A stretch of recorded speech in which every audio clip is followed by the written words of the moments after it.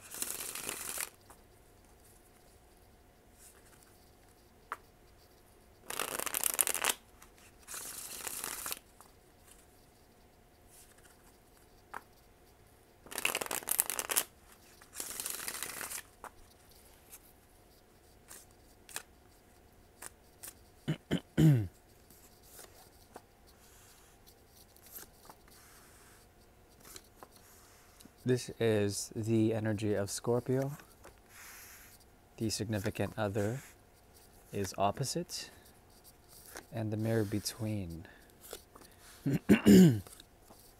Okay.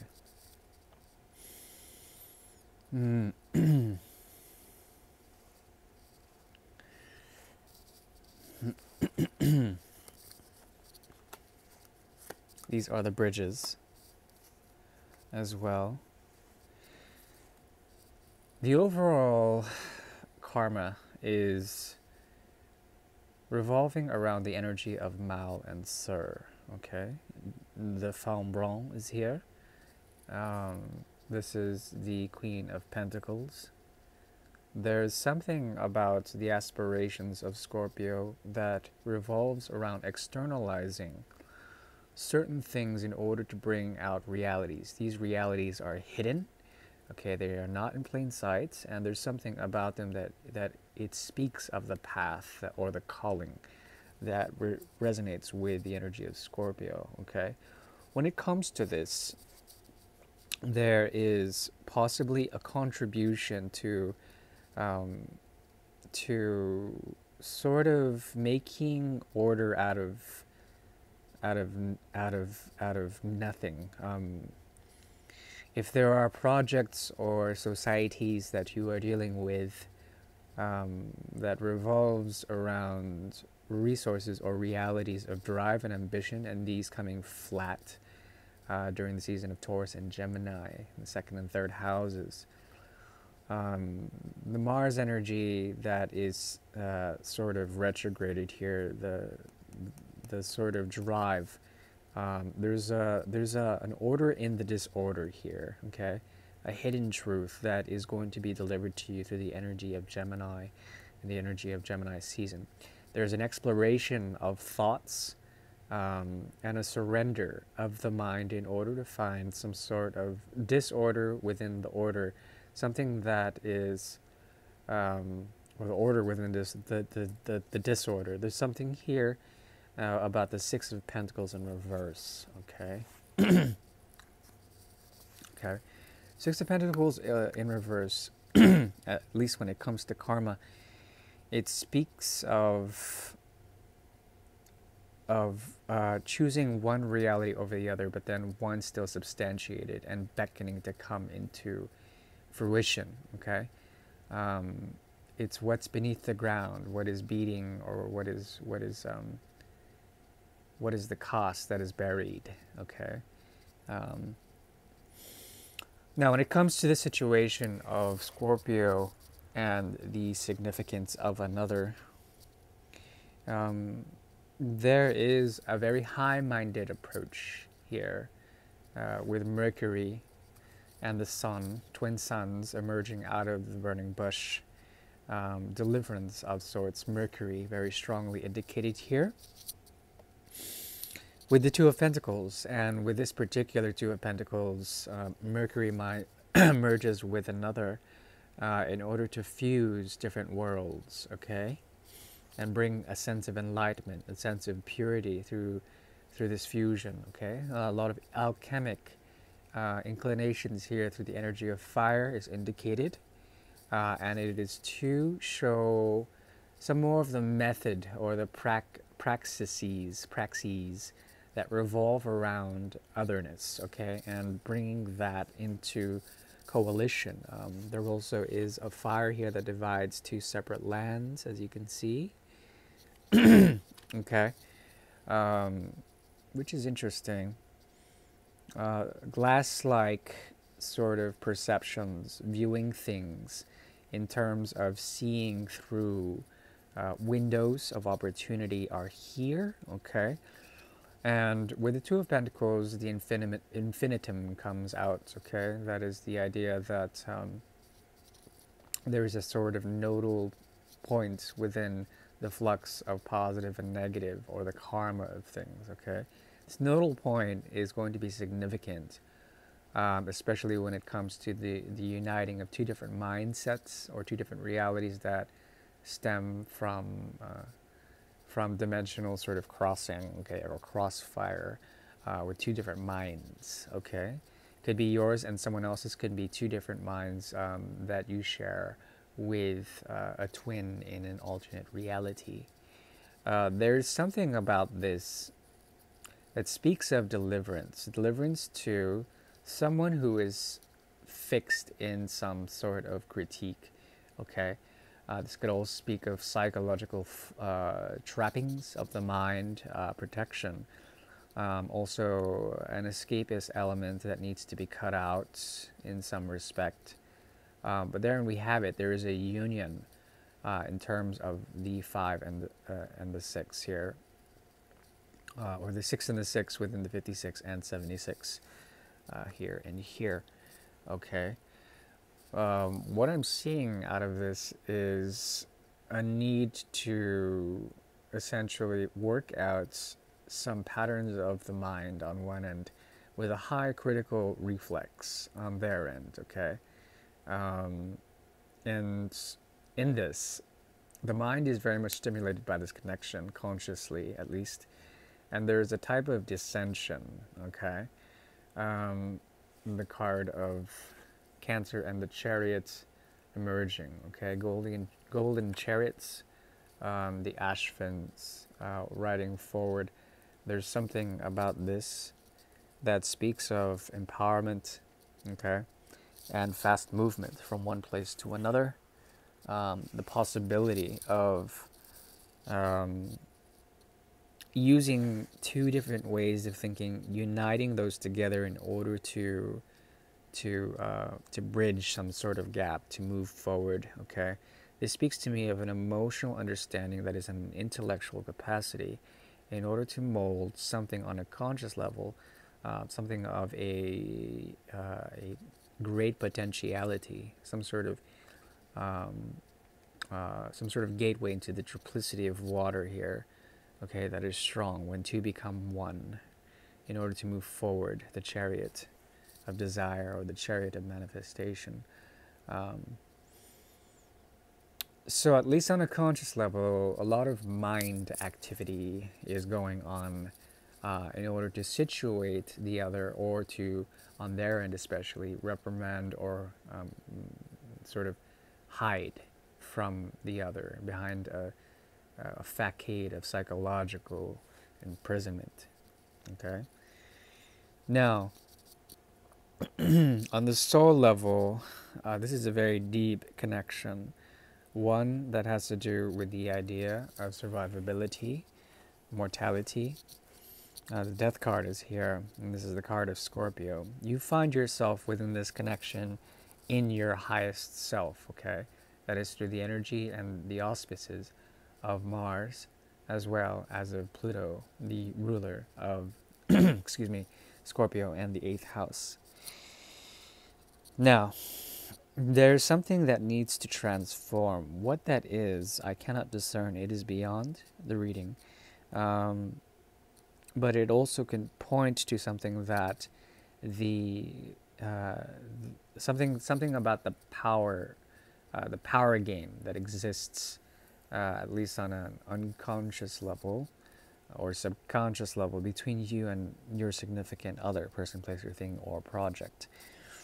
In this respect, the power, it revolves around passion, desire, karma, and trying to find a sense of it all. But the difficulty therein it lies. Something here is supposed to transform, and there is a need through the auspices of Mars, which are sort of retrograded, at least in this reading, plus the Plutonic shift that needs to occur beneath the Queen of Rods in the reverse. Something about her empowerment or some sort of her rod itself or her crown needs to go, okay?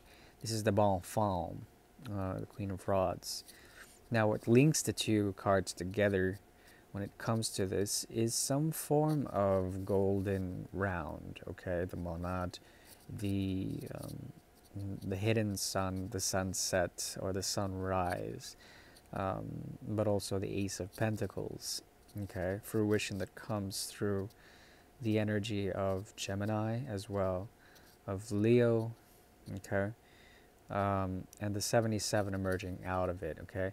What I see here is a pattern that revolves around fusing, a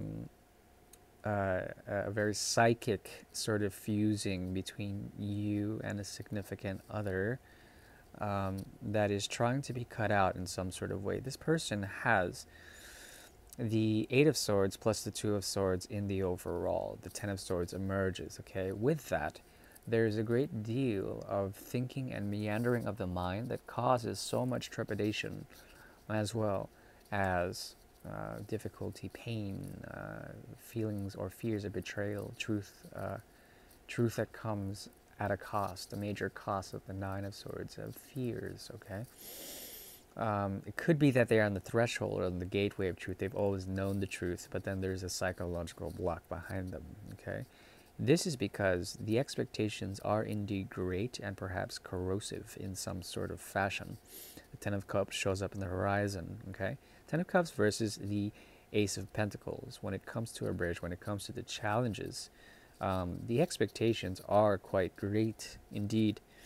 I just don't think that this person has much to give you in terms of some concreteness, some reality that would help you to understand your place, or Scorpio's place, or the 8th house's place within the orchestration that is revolving around the energy of Capricorn, Taurus, and Virgo, okay? The triplicity of Earth is here. That's 1, 2, and 3. And tied with the energy of Mercury, okay? Perhaps this is what needs to shift. Perhaps there's something that that is sort of suggested or hinted at here, which is a need for you to assert your power through ways of allowing the orchestration to occur. Yet you are sort of just riding the wave of karma in order to ride out any transformational shifts that come through Pluto. Death and regeneration are hinted here. It could be a transference of the ego from one to another, or a set of mind or a set of principles within the mind that transfer from one to another and become one. We'll see. There also is the 2 of Swords here once again, eliciting some sort of escapist mentality, some sort of slickness of thought in order to avoid what they fear most, which is possibly betrayal or some sort of death cycle that you represent, and they don't want to be defaced or effaced again. This is a possibility. At the same time, this connection, it resembles something of a great new beginning that would lead to an ultimate familiarity of sorts. Okay, great expectations indeed are tied to this connection. Now, when it comes to the magic and the gusto of this, we have what comes up in the incidental level, tying the Ace of Pentacles and the Ten of Cups as challenges, the Five of Cups. Essentially, trying to meet halfway and finding the Five of Cups there as a sort of an extended sort of oeuvre of what romance is, and how romance or potential sort of like expectations that are cast within familiar situations, the human condition, the weaknesses and frailty of what we inherit through our ancestors and through our lineage and through our civilization is here. Great expectations halved. Okay, so the 10 to the 5. There's what emerges here is a sense that structure comes in a very fucked up, excuse my language, in a fucked up structure comes in a very fucked up kind of way. There is what emerges out of this is a need to find joy within each other, but then the expectations and the conditions fighting so much that truth is never found. Okay, whatever that means. 2 5s here, plus the role of inquietude. Okay, Jupiter. Jupiter. This is the 7 of Pentacles in the reverse. Okay, so this speaks to me of revisitation of heritage, silent indignation coming out into loudness about what was owed. Okay, a lot of severance here, a lot of riposte when it comes to thoughts and trying to break free or double down in some sort of way. The thoughts or the communications. Okay, on your end, you have the 5 of Swords. The Aquarian way makes its way into the reading once again with the 5 of Swords, which you can take and extricate in order to avoid further conflict, but then ending up having to deal with some of the burden. It can be very difficult situating oneself with the 5 of Swords energy, considering, excuse me, there's a philosophy that emerges out of the meanderings of the mind that can be very playful. It's like a philosophy that is fake or perhaps artificial in some sort of way. And I'm not saying that you're fake or artificial. I'm just saying that there's something perhaps innocent in the Sagittarian complexity of this, with the axis of Gemini, and also some Aquarian tendencies here with the 5 of Swords. There is a possibility of, once again, because they have the 10, they have the 8, the 2, some sort of contribution or 5 of Swords energy on both ends, avoidance, but then still some emotional tension and release with the Cancer, the Chariot card here, from one to another, fusing the intentions, but then also a type of reckoning that emerges out of this that leads to a sort of befuddlement, a great deal of regret that wants to come out of this because the pressures are high. So what I'm seeing throughout this reading is one party and another dealing with the need to fuse and merge a great deal so that this party, your party, can shake that party up enough to make it sort of not so tight-assed.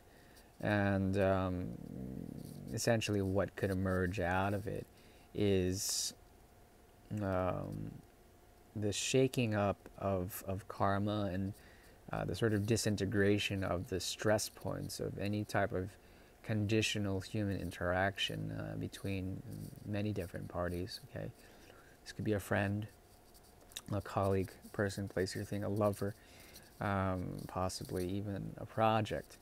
But through this shakedown and this shake up, there are things you can pull from it. One is a defensive stance on your end to protect your core principle, that of dealing with the second and eighth house axis, what you can possess and what you can transform through its release, some sort of spiritual shift within here that revolves around the fusion or the transference of mental processes, and this sort of being difficult to crack. You have a difficult nut or shell to crack here in order to make the omelet.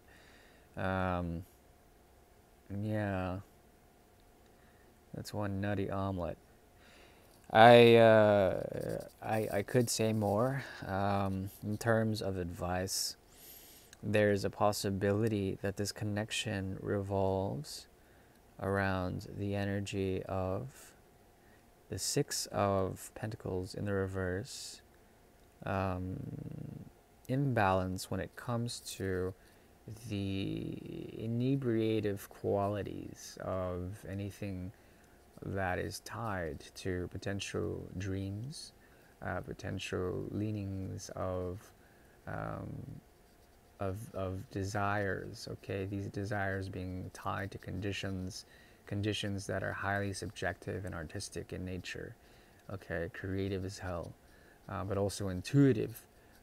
It could be that the energy of Scorpio is exploiting its propensity for psychic gifts, and these should be handled with the most subtlety and grace in terms of its dharmic use, its right use, in order to preserve some sense of detachment from it all, but then still being able to relish in the pure connectivity of more evolved states of human consciousness. This is a possibility. But also to be sincere in some sort of way. Sincere, especially if passions have died out. Okay. That is what I see for the energy of Scorpio. And I suppose we shall continue with the fixed series in due time. And that is the Great Mirror. Thank you very much. Please like, subscribe, and if you need a private reading, I am available. You can go rather deep. Okay, thanks. Bye.